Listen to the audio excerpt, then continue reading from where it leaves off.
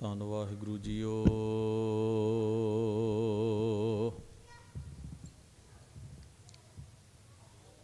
ਸਿੱਖੋ ਸ਼ਬਦ ਪਿਆਰਿਓ।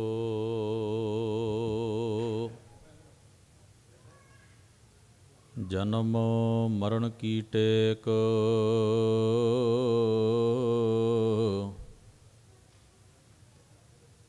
ਮੁਖ ਉਜਲ ਸਦਾ ਸੁਖੀ। ਨਾਨਕ ਸਿਮਰਤ ਏਕ,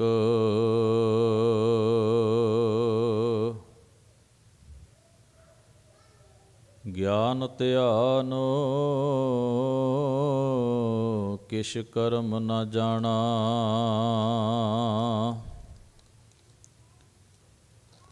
ਨਾਹਿਨੋ ਨਿਰਮਲ ਕਰਨੀ, ਸਾਧ ਸੰਗਤ ਕੈ ਅੰਚਲ ਲਾਵਹੁ। ਬਿਖਮ ਨਦੀ ਜਾਏ ਤਰਨੀ,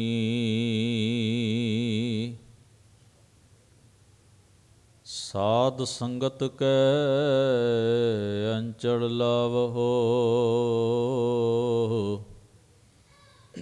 ਬਿਖਮ ਨਦੀ ਜਾਏ ਤਰਨੀ।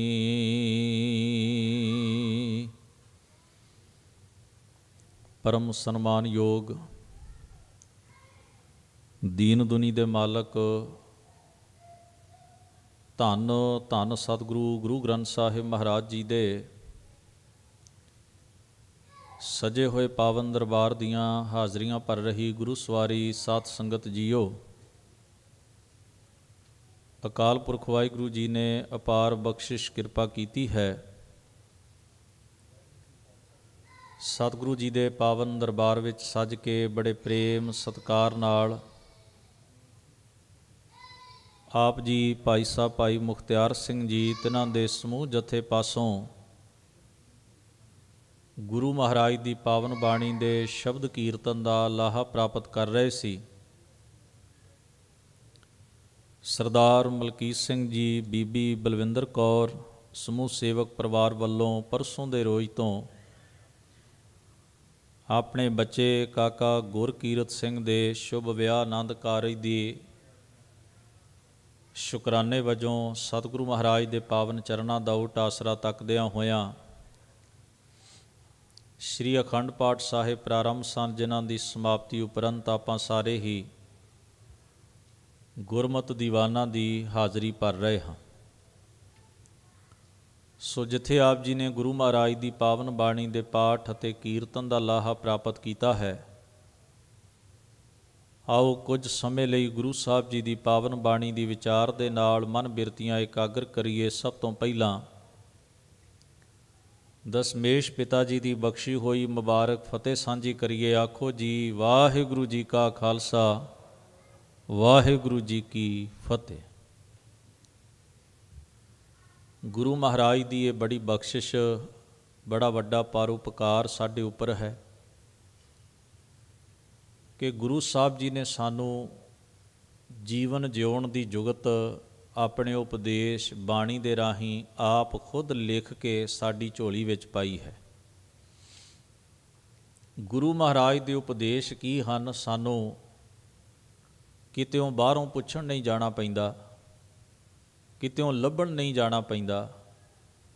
ਗੁਰੂ ਸਾਹਿਬ ਨੇ ਕਿਰਪਾ ਕਰਦਿਆਂ ਆਪਣਾ ਅਨੁਭਵ, ਆਪਣਾ ਗਿਆਨ ਖੁਦ ਸਤਿਗੁਰੂ ਜੀ ਨੇ ਉਚਾਰਨ ਕੀਤਾ, ਖੁਦ ਲਿਖਿਆ ਅਤੇ ਖੁਦ ਹੀ ਸਾਡੀ ਝੋਲੀ ਵਿੱਚ ਪਾ ਕੇ ਮਹਾਰਾਜ ਨੇ ਸਾਨੂੰ ਇਹ ਮੱਤ ਦਿੱਤੀ, ਪਿਊ ਦਾਦੇ ਕਾ ਖੋਲ ਡਿੱਠਾ ਖਜ਼ਾਨਾ, ਤਾਂ ਮੇਰੇ ਮਨ ਭਇਆ ਨਿਧਾਨਾ। ਰਤਨ ਲਾਲ ਜਾ ਕਾ ਕਛੂ ਨਾ ਮੋਲ, ਭਰੇ ਭੰਡਾਰ ਅਖੂਟ ਅਤੋਲ। ਖਾਵੈਂ ਖਰਚੈਂ ਰਲ ਮਿਲ ਭਾਈ, ਤੋਟ ਨਾ ਆਵੈ ਵੱਧ ਦੋ ਜਾਈ। ਕਹੋ ਨਾਨਕ ਜਿਸ ਮਸਤਕ ਲੇਖ ਲਿਖਾਏ, ਸੋ ਏਤ ਖਜ਼ਾਨੇ ਲਿਆ ਰਲਾਏ। ਗੁਰੂ ਸਾਹਿਬ ਜੀ ਦੀ ਪਾਵਨ ਬਾਣੀ ਵਿੱਚ ਉਹ ਸਭੇ ਵਸਤੂਆਂ ਹਨ ਜੋ ਸਾਡੇ ਜੀਵਨ ਦੇ ਭਲੇ ਅਤੇ ਪਰਉਪਕਾਰ ਵਾਸਤੇ ਸਤਿਗੁਰੂ ਨੇ ਸਾਨੂੰ ਬਖਸ਼ਿਸ਼ ਕੀਤੀਆਂ ਹਨ। ਮਨੁੱਖ ਦੇ ਜੀਵਨ ਦੇ ਕਈ ਪਹਿਲੂ ਨੇ। ਸਾਡਾ ਨਿੱਜੀ ਜਿਸ ਨੂੰ ਆਪਾਂ ਪਰਸਨਲ ਲਾਈਫ ਕਹਿੰਦੇ ਹਾਂ, ਸਾਡਾ ਨਿੱਜ ਕਿਹੋ ਜਿਹਾ ਹੋਏ, ਸਾਡਾ ਸਮਾਜ ਕਿਹੋ ਜਿਹਾ ਹੋਏ, ਸਾਡਾ ਪਰਿਵਾਰ ਕਿਹੋ ਜਿਹਾ ਹੋਏ। ਗੁਰੂ ਸਾਹਿਬ ਜੀ ਨੇ ਹਰ ਇੱਕ ਪੱਖ ਉੱਤੇ ਚਾਨਣਾ ਪਾ ਕੇ ਸਾਨੂੰ ਆਪਣੀ ਬਾਣੀ ਦੇ ਰਾਹੀਂ ਸੇਧ ਬਖਸ਼ਿਸ਼ ਕੀਤੀ ਹੈ। ਆਪਾਂ ਸਾਰੇ ਹੀ ਸਮੂਹ ਸੇਵਕ ਪਰਿਵਾਰ ਵੱਲੋਂ ਬੱਚੇ ਦੇ ਸ਼ੁਭ ਵਿਆਹ ਆਨੰਦ ਕਾਰਜਾਂ ਦੀ ਆਰੰਭਤਾ ਲਈ ਇਹਨਾਂ ਗੁਰਮਤਿ ਸਮਾਗਮਾਂ ਵਿੱਚ ਜੁੜ ਬੈਠੇ ਹਾਂ। ਸਤਿਗੁਰੂ ਸੱਚੇ ਪਾਤਸ਼ਾਹ ਨੇ ਸਾਨੂੰ ਗ੍ਰਸਤ ਮਾਰਗ ਵਿੱਚ ਵੀ ਕਿਵੇਂ ਜੀਣਾ ਹੈ, ਇਸ ਗੱਲ ਦੀ ਸੇਧ ਬਖਸ਼ਿਸ਼ ਕੀਤੀ ਹੈ। ਮਹਾਰਾਜ ਦਾ ਇੱਕ ਵਾਕ ਸਾਂਝਾ ਕਰਾਂਗਾ। ਸੋ ਗਿਰਹੀ ਜੋ ਨਿਗ੍ਰਹਿ ਕਰੈ, ਜਪ ਤਪ ਸੰਜਮ ਭੀਖਿਆ ਕਰੈ, ਪੁੰਨ ਦਾਨ ਕਾ ਕਰੈ ਸਰੀਰ, ਸੋ ਗਿਰਹੀ ਗੰਗਾ ਕਾ ਨੀਰ। ਮਹਾਰਾਜ ਧੰਨ ਗੁਰੂ ਨਾਨਕ ਸਾਹਿਬ ਦਾ ਇਹ ਵਾਕ ਹੈ। ਆਪਾਂ ਇਹਨਾਂ ਸ਼ਬਦਾਂ ਦੀ, ਮਹਾਰਾਜ ਦੇ ਇਹਨਾਂ ਕਥਨਾਂ ਦੀ ਵਿਚਾਰ ਸਾਂਝੀ ਕਰਨ ਦਾ ਯਤਨ ਕਰਾਂਗੇ। ਹਜ਼ੂਰ ਨੇ ਕੀ ਆਖਿਆ? ਸੋ ਗਿਰਹੀ। ਗਿਰੀ ਦਾ ਅਰਥ ਹੁੰਦਾ ਹੈ ਗ੍ਰਸਤੀ। ਗ੍ਰਸਤ ਦਾ ਮਤਲਬ ਹੈ ਜਿਹੜਾ ਗ੍ਰਹਿ ਵਿੱਚ ਵਿਅਸਤ ਹੈ, ਗ੍ਰਹਿ ਨਾਲ ਜੁੜਿਆ ਹੋਇਆ, ਜਿਹੜਾ ਪਰਿਵਾਰ ਦੀਆਂ ਜ਼ਿੰਮੇਵਾਰੀਆਂ ਨਾਲ ਜੁੜਿਆ ਹੋਇਆ ਮਨੁੱਖ ਹੈ, ਉਹਨੂੰ ਗ੍ਰਸਤੀ ਕਿਹਾ ਜਾਂਦਾ। ਸੋ ਗਿਰਹੀ। ਅਸਲ ਗ੍ਰਸਤੀ ਕੌਣ ਹੈ? ਮਹਾਰਾਜ ਨੇ ਦੀ ਡੈਫੀਨੇਸ਼ਨ, ਇਹਦੀ ਪਰਿਭਾਸ਼ਾ ਬਾਣੀ 'ਚ ਦਿੱਤੀ। ਜੋ ਨਿਗ੍ਰਹਿ ਕਰੇ, ਜਿਹੜਾ ਘਰ ਵਿੱਚ ਰਹਿੰਦਿਆਂ ਹੋਇਆਂ ਵੀ ਮੋਹ ਤੋਂ ਆਪਣੇ ਮਨ ਨੂੰ ਉੱਚਾ ਉਠਾ ਕੇ ਰੱਖੇ, ਉਹਨੂੰ ਸਤਿਗੁਰੂ ਨੇ ਕਿਹਾ ਨਿਗ੍ਰਹਿ। ਭਾਵ ਘਰ 'ਚ ਰਹਿਣਾ ਵੀ ਹੈ ਤੇ ਇਵੇਂ ਰਹਿਣਾ ਜਿਵੇਂ ਘਰ ਨਹੀਂ ਹੈ। ਗੁਰਮਤਿ ਦੀ ਇਹੋ ਹੀ ਜੁਗਤ ਹੈ। ਇਹਦਾ ਕੀ ਭਾਵ ਹੋਇਆ? ਵੀ ਬੰਦਾ ਘਰ ਵਿੱਚ ਰਹੇ, ਗ੍ਰਸਤ ਵਿੱਚ ਰਹੇ, ਤੇ ਫਿਰ ਵੀ ਗ੍ਰਸਤ ਤੋਂ ਆਪਣੀ ਸੁਰਤ ਨੂੰ ਉੱਚਿਆਂ ਕਿਵੇਂ ਕਰੇ। ਇੱਥੇ ਭਾਵ ਇਹ ਨਹੀਂ ਹੈ ਵੀ ਬੰਦਾ ਪਰਿਵਾਰ ਵਿੱਚ ਰਹੇ ਤੇ ਕੋਰਾ ਕਰਾਰਾ ਤੇ ਕਠੋਰ ਬਣ ਕੇ ਰਹੇ। ਇਹ ਬਿਲਕੁਲ ਮਤਲਬ ਨਹੀਂ ਹੈ। ਇਹਦਾ ਭਾਵ ਇਹ ਨਹੀਂ ਵੀ ਬੰਦਾ ਸਮਾਜ, ਸੁਸਾਇਟੀ, ਸਮਾਜ ਵਿੱਚ ਰਹੇ, ਰਿਸ਼ਤੇਦਾਰੀਆਂ ਵਿੱਚ ਰਹਿੰਦਿਆਂ ਹੋਇਆਂ ਵੀ ਮਨੁੱਖ ਆਪਣੇ ਮਨ ਦੇ ਅੰਦਰ ਕਿਸੇ ਦੇ ਪ੍ਰਤੀ ਚੰਗੀ ਫੀਲਿੰਗ ਨਾ ਰੱਖੇ। ਐਸਾ ਭਾਵ ਬਿਲਕੁਲ ਨਹੀਂ। ਇਹਦਾ ਮਤਲਬ ਹੈ ਵੀ ਜਿਹੜੀਆਂ ਬੁਰਾਈਆਂ ਗ੍ਰਸਤੀ ਦੇ ਜੀਵਨ ਵਿੱਚ ਆਉਂਦੀਆਂ ਨੇ, ਉਹਨਾਂ ਤੋਂ ਆਪਣੇ ਮਨ ਨੂੰ ਉੱਚਿਆਂ ਉਠਾ ਕੇ ਰੱਖੇ।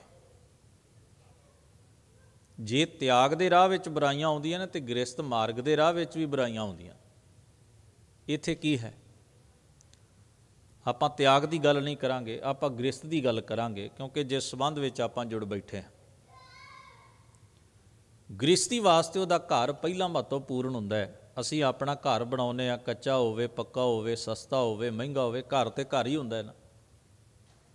ਅਸੀਂ ਜਦੋਂ ਉਹਨੂੰ ਬਣਾਉਂਦੇ ਹਾਂ, ਉਸ ਨੂੰ ਭਰਦੇ ਹਾਂ, ਉਸ ਵਿੱਚ ਹਰ ਪ੍ਰਕਾਰ ਦੀ ਸਹੂਲਤ ਚਾਹੁੰਦੇ ਹਾਂ, ਅਤੇ ਉਹ ਜਿੰਨੀਆਂ ਵੀ ਸਹੂਲਤਾਂ ਨੇ ਜਾਂ ਘਰ ਹੈ, ਉਹਨੂੰ ਬਣਾਉਣਾ, ਉਹਨੂੰ ਚਲਾਉਣਾ, ਉਹਦੀਆਂ ਜ਼ਿੰਮੇਵਾਰੀਆਂ, ਉਹਦੇ ਫਰਜ਼, ਉਹਦੇ ਪ੍ਰਤੀ ਜਿਹੜੀ ਅਸੀਂ ਫਿਰ ਕਾਰਜ ਕਰਦੇ, ਉਹਨੂੰ ਆਪਾਂ ਕਹਿੰਦੇ ਕਿਰਤ ਕਰਨੀ, ਰੁਜ਼ਗਾਰ ਕਰਨਾ।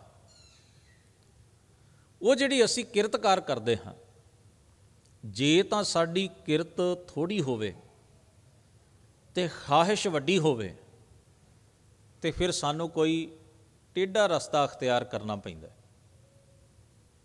ਅਸੀਂ ਸੋਚਦੇ ਹਾਂ ਮੈਂ ਆਪਣਾ ਘਰ ਕਿਵੇਂ ਵੱਡਾ ਕਰਾਂ, ਆਪਣੀਆਂ ਚੀਜ਼ਾਂ ਕਿਵੇਂ ਵੱਡੀਆਂ ਕਰਾਂ, ਮਹਿੰਗੀਆਂ ਚੀਜ਼ਾਂ ਕਿਵੇਂ ਲਵਾਂ।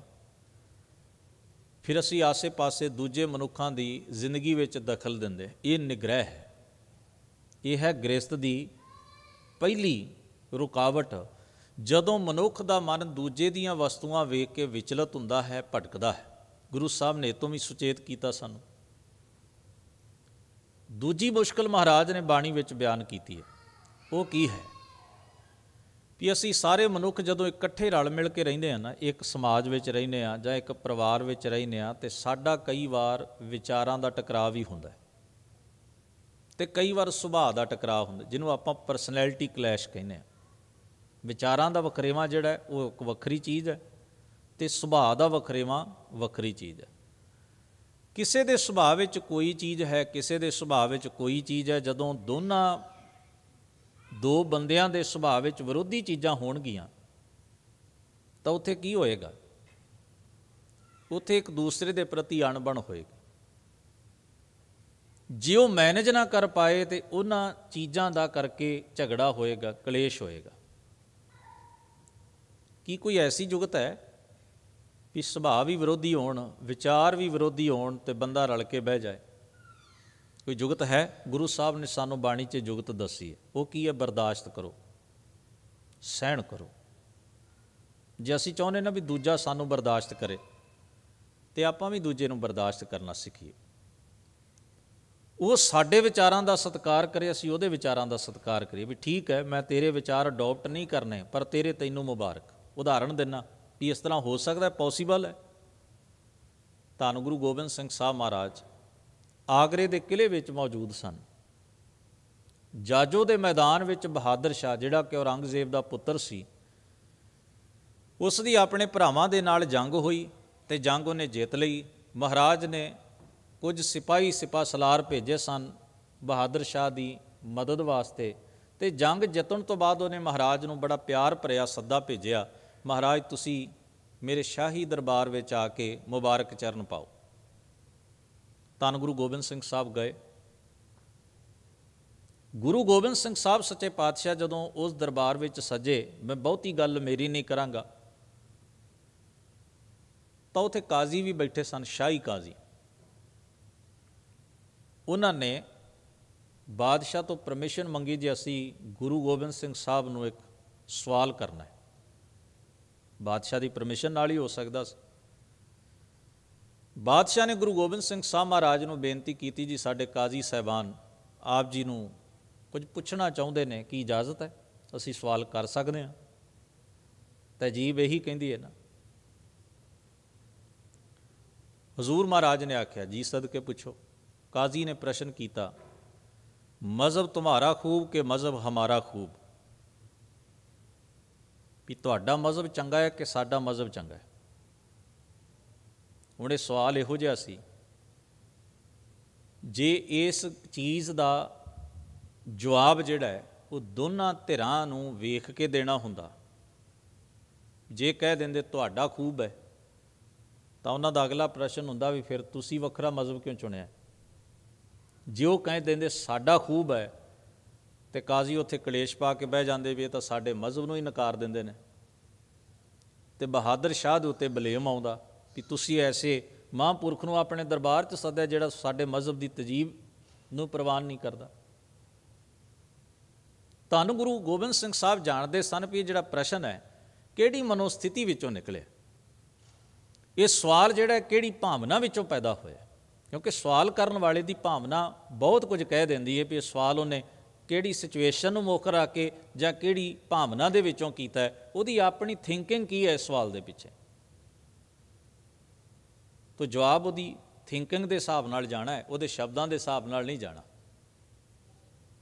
ਗਰੀਬ ਨਵਾਜ ਮਹਾਰਾਜ ਨੇ ਕੀ ਉੱਤਰ ਦਿੱਤਾ? ਤੁਮਕੋ ਤੁਮਾਰਾ ਖੂਬ, ਹਮਕੋ ਹਮਾਰਾ ਖੂਬ।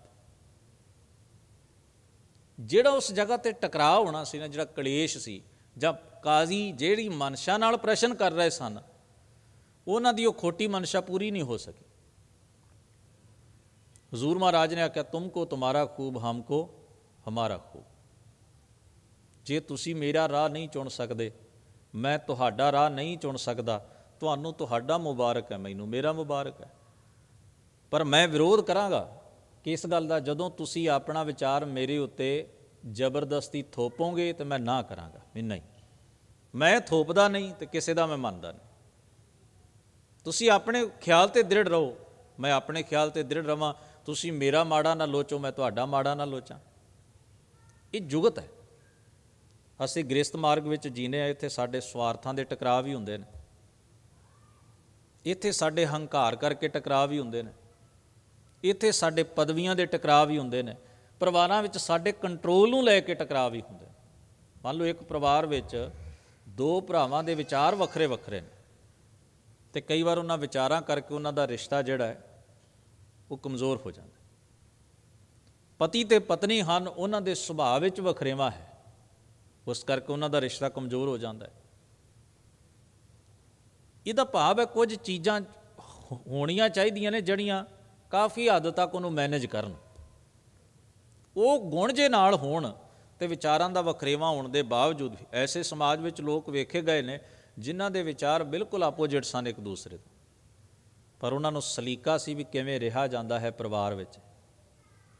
ਉਹ ਨਾ ਇੱਕ ਦੂਜੇ 'ਤੇ ਵਿਚਾਰ ਥੋਪਦੇ ਸਨ, ਨਾ ਆਪਣੇ ਸੁਭਾਅ ਕਰਕੇ ਉਹ ਦੂਜੇ ਦਾ ਬੁਰਾ ਲੋਚਦੇ ਸਨ। ਉਹ ਚੀਜ਼ਾਂ ਨੂੰ ਉਹਨਾਂ ਨੇ ਇੰਨੇ ਸੋਹਣੇ ਢੰਗ ਨਾਲ ਮੈਨੇਜ ਕਰ ਲਿਆ ਵੀ ਉਹ ਆਦਰਸ਼ਕ ਲੋਕ ਹੋ ਨਿਬੜੇ। ਗੁਰੂ ਸਾਹਿਬ ਸਾਨੂੰ ਬਾਣੀ 'ਚ ਇਹੀ ਤਾਂ ਜੁਗਤ ਦੱਸਦੇ ਨੇ ਵੀ ਇਹ ਗ੍ਰਸਤ ਜਿਹੜਾ ਖੇਡ ਦਾ ਮੈਦਾਨ ਹੈ, ਇਹਦੀ ਜੁਗਤ ਕੀ ਹੈ, ਇਸ ਖੇਡ ਨੂੰ ਖੇਡਣ ਦੀ, ਰਿਸ਼ਤੇ ਨਿਭਾਉਣ ਦੀ ਤਕਨੀਕ ਕੀ ਹੈ। ਮਹਾਰਾਜ ਨੇ ਸਾਨੂੰ ਇਹੀ ਤਾਂ ਬਾਣੀ ਵਿੱਚ ਦੱਸਿਆ ਹੈ। ਖਿਮਾ ਕਰਨਾ, ਮੈਂ ਕਈ ਵਾਰ ਬੇਨਤੀ ਕਰਿਆ ਕਰਦਾ, ਚਾਹੀਦਾ ਤਾਂ ਇਹ ਹੈ ਵੀ ਜਿਸ ਬੱਚੇ ਜਾਂ ਬੱਚੀ ਦਾ ਆਨੰਦ ਕਾਰਜ ਹੈ ਉਹ 4 ਲਾਵਾਂ ਦੇ ਅਰਥ ਜ਼ਰੂਰ ਪੜ੍ਹਨ, ਪਰ ਐਸਾ ਹੁੰਦਾ ਨਹੀਂ। ਕੋਈ ਵਿਰਲੀ ਹਜ਼ਾਰ ਚੋਂ ਵੀ ਕੀ, ਲੱਖ ਚੋਂ ਕੋਈ 2 ਫੈਮਲੀਆਂ ਹੋਣਗੀਆਂ ਜਿਨ੍ਹਾਂ ਦੇ ਬੱਚੇ ਆਪ ਲਾਵਾਂ ਦਾ ਪਾਠ ਜਿਹੜਾ ਹੈ ਉਹਨੂੰ ਕਿਤੇ ਪਹਿਲਾਂ ਪੜ੍ਹਦੇ ਹੋਣਗੇ ਜਾਂ ਉਹਦੇ ਅਰਥ ਪੜ੍ਹਦੇ ਹੋਣਗੇ ਵੀ ਜਿਹੜੀਆਂ ਲਾਵਾਂ ਦਾ ਪਾਠ ਸੁਣ ਕੇ ਸਾਡਾ ਰਿਸ਼ਤਾ ਜੁੜਦਾ, ਉਹਦੇ 'ਚ ਮਹਾਰਾਜ ਨੇ ਕਿਹਾ ਕੀ ਹੈ। ਹੁੰਦਾ ਕਿਤੇ ਐਸਾ? ਸੋਚੋ ਜ਼ਰਾ। ਪ੍ਰਚਾਰ ਤਾਂ ਉਹ ਹੁੰਦਾ ਹੈ ਜਿਹੜਾ ਸਾਡੀ ਰੂਹ ਤੱਕ ਪਹੁੰਚੇ।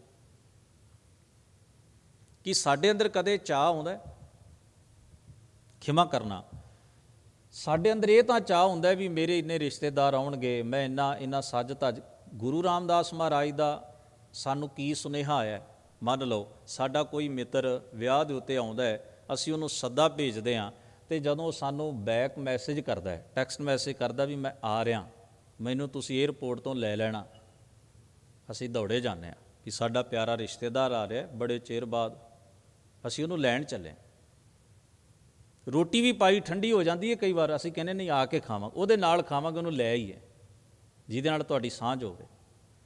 ਗੁਰੂ ਰਾਮਦਾਸ ਮਹਾਰਾਜ ਦਾ ਇਹ ਸਮਝੋ ਵੀ ਤੁਹਾਨੂੰ ਟੈਕਸਟ ਮੈਸੇਜ ਹੀ ਹੈ ਕਿ ਮੈਂ ਤੁਹਾਡੇ ਵਿਆਹ 'ਤੇ ਆ ਰਿਹਾ, ਜਦੋਂ ਬੱਚੇ ਬੱਚੀ ਦਾ ਵਿਆਹ ਹੋਵੇਗਾ ਮੈਂ ਜਾਮਨ ਹੋਵਾਂਗਾ, ਮੈਂ ਗਵਾਹ ਹੋਵਾਂਗਾ, ਮੈਂ ਉਹਨਾਂ ਨੂੰ ਕੁਝ ਦੱਸਾਂਗਾ ਵੀ ਉਹ ਗ੍ਰਸਤ ਮਾਰਗ ਵਿੱਚ ਕਿਵੇਂ ਖੁਸ਼ ਰਹਿ ਸਕਦੇ ਨੇ। ਤਾਂ ਅਸੀਂ ਮਹਾਰਾਜ ਦਾ ਮੈਸੇਜ ਹੀ ਅਟੈਂਡ ਨਾ ਕਰੀਏ, ਅਸੀਂ ਗੁਰੂ ਰਾਮਦਾਸ ਮਹਾਰਾਜ ਦਾ ਵਾਕ ਹੀ ਨਾ ਪੜ੍ਹੀਏ, ਪਤਾ ਹੀ ਨਹੀਂ ਲੱਗਦਾ ਸਾਨੂੰ। ਖਿਮਾ ਕਰਨਾ, ਆਪਾਂ ਸਾਰੇ ਜਿੰਨੇ ਵੀ ਇੱਥੇ ਗ੍ਰਸਤੀ, ਕਿਸੇ ਦੀ 30 ਸਾਲ ਦੀ ਗ੍ਰਸਤ ਦੀ ਜ਼ਿੰਦਗੀ ਹੈ, ਕਿਸੇ ਦੇ 60 ਸਾਲ ਹੋ ਗਏ, ਕਦੇ ਚਾਹ ਆਇਆ ਵੀ ਚਲੋ ਹੁਣ ਹੀ ਪੜ੍ਹ ਲਈਏ 4 ਲਾਵਾਂ?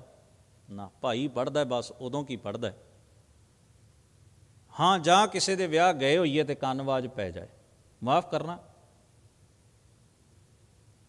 ਕਿੱਡੀ ਅਹਿਮ ਗੱਲ ਸੀ, ਕਿੱਡਾ ਜ਼ਰੂਰੀ ਇੰਪੋਰਟੈਂਟ ਮੈਸੇਜ ਸੀ ਗੁਰੂ ਰਾਮਦਾਸ ਮਹਾਰਾਜ ਦਾ, ਜਿਹਨੂੰ ਅਸੀਂ ਨਜ਼ਰਅੰਦਾਜ਼ ਕਰਦੇ ਹਾਂ।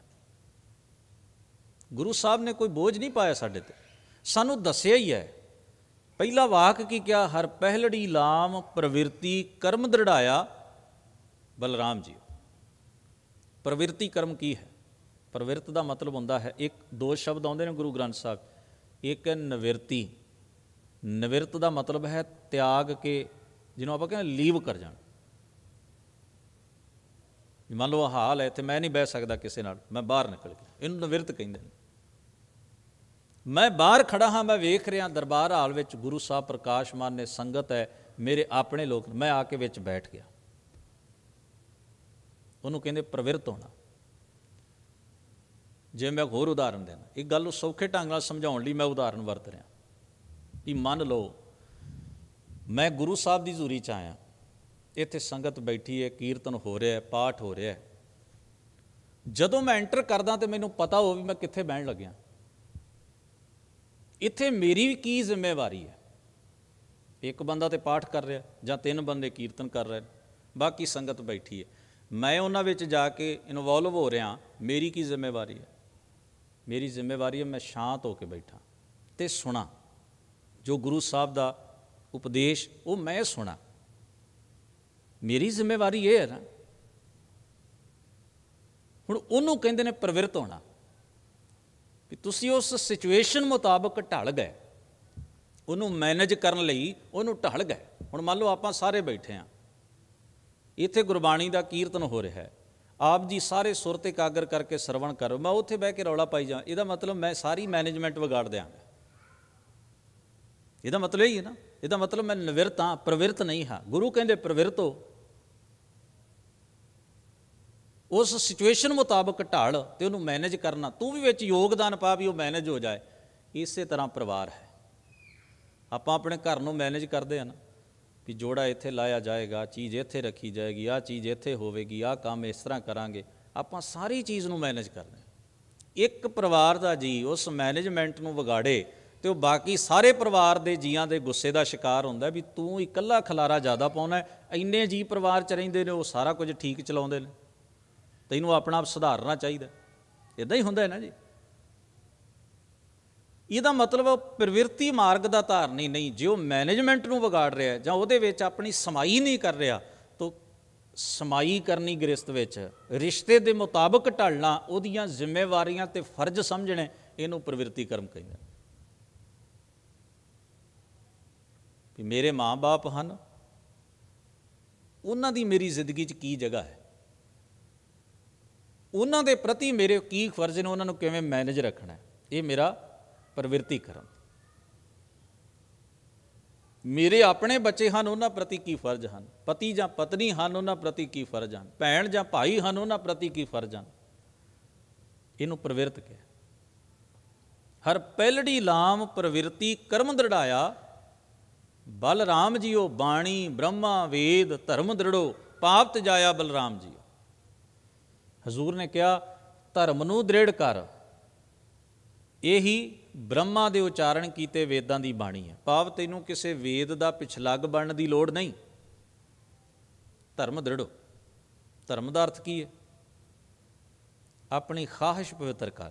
ਜਿਹੜਾ ਵੀ ਰਿਸ਼ਤਾ ਨਿਭਾ ਉਹਦੇ 'ਚ ਭਾਵਨਾ ਨਿਰਛਲ ਤੇ ਨਿਸ਼ਕਪਟ, ਕਪਟ ਰੱਖ ਕੇ ਨਹੀਂ, ਛਲ ਰੱਖ ਕੇ ਨਹੀਂ, ਬੜੀ ਸਾਫ਼ ਗੋਈ ਨਾਲ ਉਸ ਰਿਸ਼ਤੇ ਨੂੰ ਪ੍ਰਵਾਨ ਕਰ।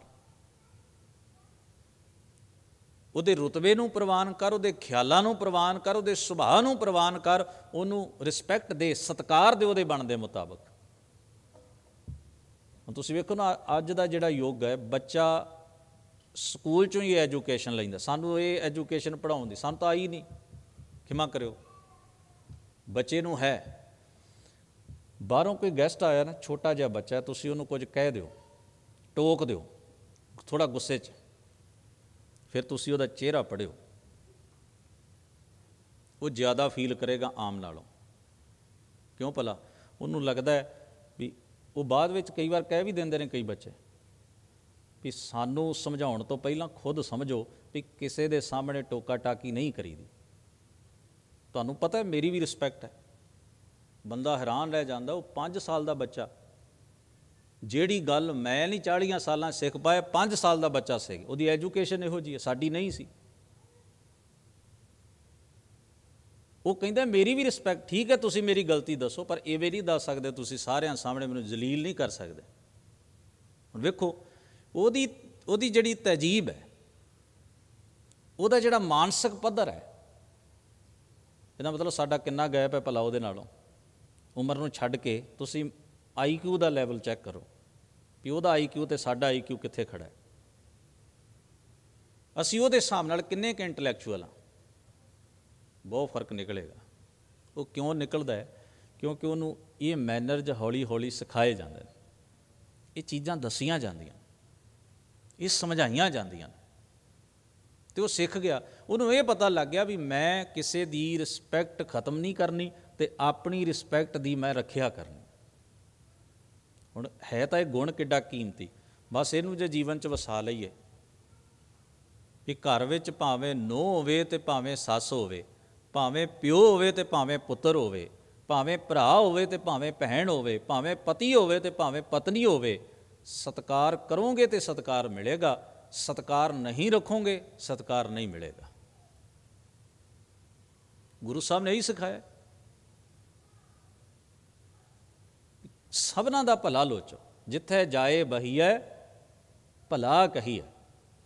ਸਾਡੇ ਉਸਤਾਦ ਕਹਿੰਦੇ ਸਨ, ਤੁਸੀਂ ਇੱਕ ਜਗ੍ਹਾ ਕਿਸੇ ਦੀ ਬੁਰਾਈ ਕਰਕੇ ਵੇਖ ਲਓ, ਮੁੜ ਮੁੜ ਕੇ ਤੁਹਾਡੇ ਰਾਹ ਦਾ ਰੋੜਾ ਬਣਦੀ ਰਹੇਗੀ। ਉਹਨੇ ਉਹਨੂੰ ਦੱਸੀ, ਉਹਨੇ ਤੀਜੇ ਨੂੰ ਦੱਸੀ, ਚੌਥੇ ਨੇ ਪੰਜਵੇਂ ਨੂੰ ਦੱਸੀ, 6ਵੇਂ ਨੇ ਫਿਰ ਤੁਹਾਨੂੰ ਆ ਕੇ ਦੱਸਣੀ ਹੈ। ਉਹ 5 ਬੰਦਿਆਂ ਨੇ ਵਿੱਚ ਹੋਰ ਕੀ ਘਾਟਾ ਵਾਧਾ ਕੀਤਾ ਉਸ ਗੱਲ ਦੇ, ਤੁਸੀਂ ਉਹਨੂੰ ਮੈਨੇਜ ਕਰਦਿਆਂ ਹੀ ਆਪਣੀ ਲਾਈਫ ਦਾ ਬਹੁਤਾ ਸਮਾਂ ਕੱਢ ਦਿਓ। ਗੱਲ ਕਰੋ ਹੀ ਨਾ, ਸੌਖਾ ਢੰਗ ਕੀ ਮਾੜੀ ਗੱਲ ਕਰੋ ਹੀ ਨਾ, ਜਿਹਨੂੰ ਮੈਨੇਜ ਕਰਨ ਦੇ ਉੱਤੇ ਬਾਰ-ਬਾਰ ਤੁਹਾਨੂੰ ਬਾਅਦ ਵਿੱਚ ਖੁਦ ਆਪਣੇ ਵਕੀਲ ਬਣਨਾ ਪਏ।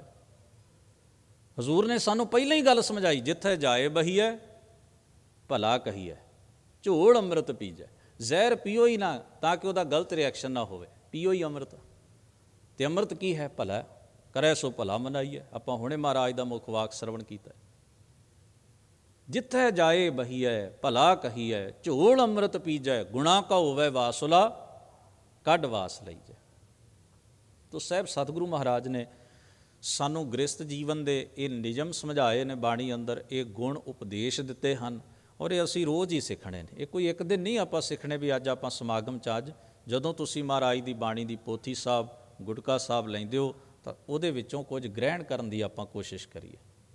ਸਤਿਗੁਰੂ ਨੇ ਤਾਂ ਅਪਾਰ ਖਜ਼ਾਨਾ ਸਾਨੂੰ ਬਖਸ਼ਿਆ, ਇਸੇ ਲਈ ਤਾਂ ਹਜ਼ੂਰ ਨੇ ਕਿਹਾ ਸੀ ਤੋਟ ਨਾ ਆਵੇ ਵੱਧ ਹੋ ਜਾਏ, ਘਟੇਗਾ ਨਹੀਂ। ਹਜ਼ੂਰ ਕਹਿੰਦੇ ਮੈਂ ਦਾਅਵਾ ਕਰਦਾ ਇਹ ਵਸਤੂ, ਤੁਹਾਡਾ ਬੈਂਕ ਬੈਲੈਂਸ ਘਟ ਸਕਦਾ ਹੈ, ਪ੍ਰੋਪਰਟੀ ਇੱਕ ਬਾਪ ਨੇ ਜਿੰਨੀ ਪ੍ਰੋਪਰਟੀ ਬਣਾਈ, ਜਿੰਨੇ ਉਹਦੇ ਬੱਚੇ ਉਹਨੂੰ 'ਚ ਡਿਵਾਈਡ ਹੋ ਜਾਂਦੀ ਹੈ, ਘਟ ਜਾਂਦੀ ਹੈ ਨਾ। 4 ਬੱਚਿਆਂ ਨੂੰ ਉਨੀ ਤਾਂ ਨਹੀਂ ਨਾ ਆਉਂਦੀ ਜਿੰਨੀ ਉਹਨਾਂ ਦੇ ਬਾਪ ਕੋਲ ਹੁੰਦੀ ਹੈ। ਪਰ ਇਹ ਗੁਰੂ ਸਾਹਿਬ ਦੀ ਸਿੱਖਿਆ, ਇਹ ਜੀਵਨ ਜੁਗਤ ਵੇ ਆਫ ਲਾਈਫ ਜਿਹੜੇ ਗੁਰੂ ਸਾਹਿਬ ਜੀ ਨੇ ਖਿਆਲ ਬਾਣੀ ਵਿੱਚ ਦਿੱਤੇ ਨੇ, ਇਹਨੂੰ ਤੁਸੀਂ ਜਿੰਨਾ ਕਮਾਉਂਦੇ ਜਾਓਗੇ ਘਟੇਗਾ ਨਹੀਂ, ਇਹ ਵੱਧਦਾ ਜਾਏਗਾ। ਇਸ ਵਾਸਤੇ ਸਾਹਿਬ ਮਿਹਰ ਕਰਨ, ਪਾਤਸ਼ਾਹ ਜੀ ਦੀ ਪਾਵਨ ਬਾਣੀ ਨਾਲ ਸਾਡੀ ਸਭਨਾਂ ਦੀ ਇਸੇ ਤਰ੍ਹਾਂ ਸਾਂਝ ਬਣੀ ਰਹੇ। ਆਪ ਸਾਰੀ ਸੰਗਤ ਦਾ ਤਹਿ ਦਿਲੋਂ ਧੰਨਵਾਦ। ਭੁੱਲ ਚੁੱਕ ਦੀ ਖਿਮਾ, ਅਦਬ ਸਹਿਤ ਗੁਰੂ ਫਤਿਹ ਨਾਲ ਸਾਂਝ ਬਣਾਓ। ਵਾਹਿਗੁਰੂ ਜੀ ਕਾ ਖਾਲਸਾ, ਵਾਹਿਗੁਰੂ ਜੀ ਕੀ ਫਤਿਹ।